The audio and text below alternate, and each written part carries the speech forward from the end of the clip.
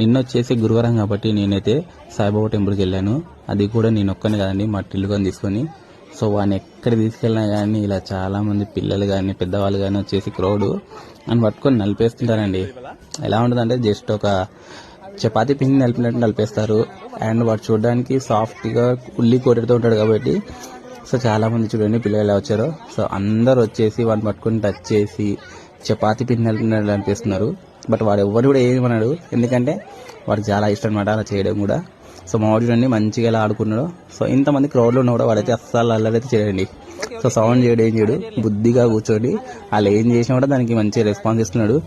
So పిల్లలు కూడా చూడండి వాడితో ఎంత బాగా ఆడుకుంటున్నారు. సో ఇదండి నేను అక్కడ టెంపుల్లో షూట్ చేసిన వీడియో. అండ్ టెంపుల్లో కూడా నాకు ఎవ్వరు కూడా అబ్జెక్షన్ చెప్పలేదు.